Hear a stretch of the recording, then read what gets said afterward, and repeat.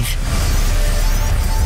En route vers les législatives avec Alexis Lacroix le mardi. Bonjour Alexis. Bonjour Steve. Et merci de nous rejoindre. Merci à vous.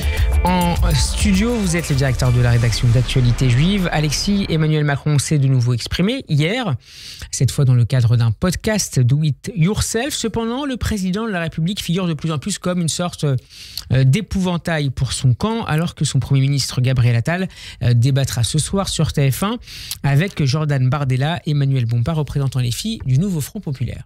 Oui, alors, je vais vous proposer une analyse de ce désamour, c'est le moins qu'on puisse dire, on peut même dire de ce rejet pur et simple du président de la République, fondé aussi sur, j'allais dire, une grille d'interprétation psychologique, voire même psychanalytique. L'amour dure 7 ans dans le camp macroniste. Oui, alors vous pouvez dire bien moins, à mon avis. Vous savez, c'est une politique liquide. Le macronisme a essayé de solidifier quelque chose dont la base était liquide. Mais il n'est pas fondé, et François Hollande l'avait dit l'année dernière, je crois, je ne sais plus à quelle occasion, il n'est pas fondé sur des fidélités durables. Il y a des camps politiques, le Parti socialiste où on se déchire, mais il y a des fidélités. Le macronisme, c'est un agglomérat, si vous voulez, d'ambition, et on le voit aujourd'hui. Alors laissez-moi juste développer ma grille, parce qu'après on va détailler les propos des uns et des autres. Nous sommes dans un moment où, au-delà de la dissolution, qui a été mal reçue, bien sûr, par l'ensemble de ses affidés, de ses protégés, le président de la République fait l'objet d'un rejet assez violent, explicite et violent, de la part de tous ceux qui, jusqu'ici, menaient une route constructive avec lui et notamment ses principaux ministres. Cela concerne Gérald Darmanin, cela concerne Bruno Le Maire, cela concerne aussi bien sûr le Premier ministre Gabriel Attal. Alors vous savez, il y a un texte très célèbre qui a maintenant un siècle exactement, c'est le hasard, qui s'appelle Totem et Tabou, qui est un des grands textes psychanalytiques de Sigmund Freud, le fondateur, le père fondateur de la psychanalyse. Et dans le 4e chapitre, je l'évoque pas par hasard, il évoque la question de la horde primitive, c'est-à-dire le père tout-puissant, vous voyez, le leader, le chef incontesté, qui était Emmanuel Macron, un jour se retrouve affaibli. C'est la vie, c'est la loi d'ailleurs, j'allais dire de la politique au sens large du terme. La politique. Oui, des affaires humaines en règle générale. Le pouvoir ne dure jamais toute une vie.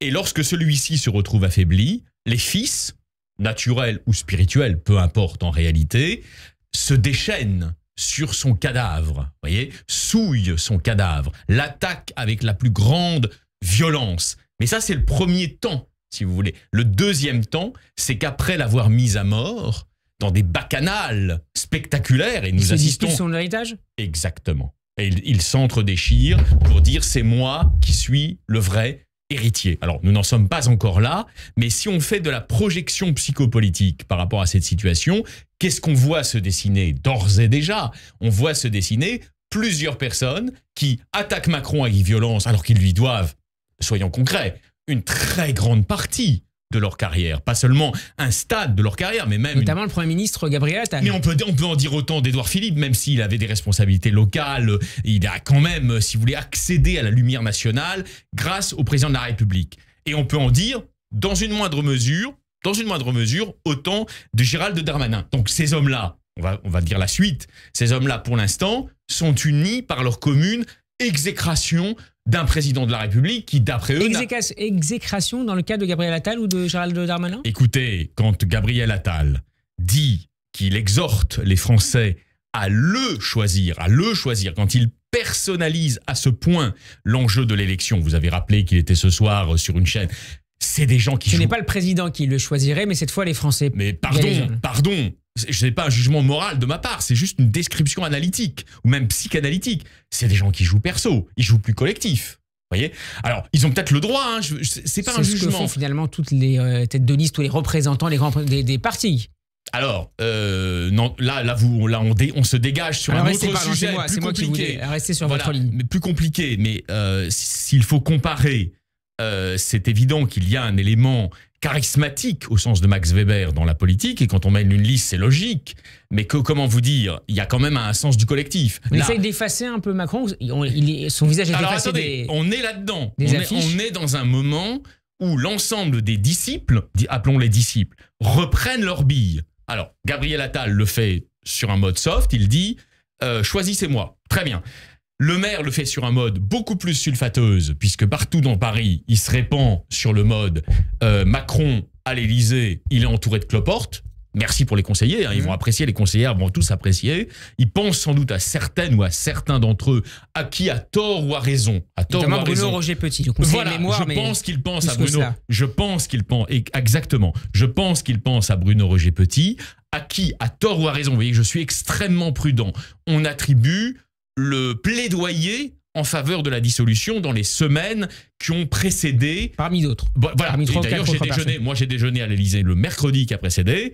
On m'a testé, pas Bruno Roger Petit, mais on m'a testé sur la dissolution. Non. Donc effectivement, c'était une idée qui était quand même dans l'air. C'est pas un amok qui a pris subitement d'un coup de folie le président lors de l'annonce des résultats. Donc on apprend, Alexis, que vous déjeunez à l'Élysée avant de venir à Radio J. Non, mais ça fait partie du métier. Absolument. Et Darmanin, donc le fait aussi à sa manière. Il était, dit-il, lui, dans le secret de la dissolution, ce qui n'est pas mon cas, hein, mais dans le secret de la dissolution, lui avait dit, écoute, on y pense sérieusement, qu'est-ce que tu en penses, etc. Il aurait dit, mais je pense que c'est vrai, Darmanin, c'est pas un menteur, il aurait dit, j'y suis formellement opposé. Vous voyez ? Et enfin, il y a le président d'Horizon, Édouard Philippe, qui depuis longtemps jouait un peu cavalier seul.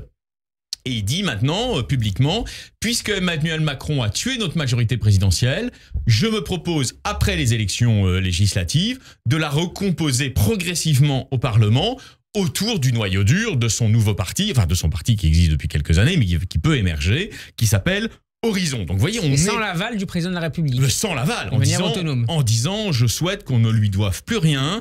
Et donc quand vous dites on ne lui doit plus rien, ça veut dire on ne lui demande pas son aval et on ne lui demande pas son avis. Donc on est, vous voyez, typiquement Steve. On est dans le rapport de force.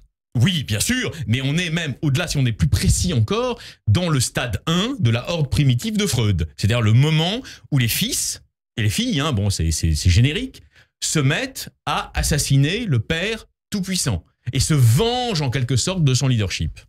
Merci beaucoup Alexis Lacroix d'avoir été avec nous cet après-midi. On peut réécouter cette chronique politique toujours passionnante et toujours appréciée. C'est ce qu'on me répète souvent, Alexis. Tant mieux, merci. Encore tout à l'heure. C'est grâce à vous. C'est surtout grâce à vous. On peut vous lire également dans les colonnes d'actualité juive qui sortira demain son nouveau numéro. Bon après-midi. Avec évidemment un gros focus sur les législatives. Hein. Évidemment, en kiosque dès demain. Merci Alexis, bon après-midi. Merci Steve.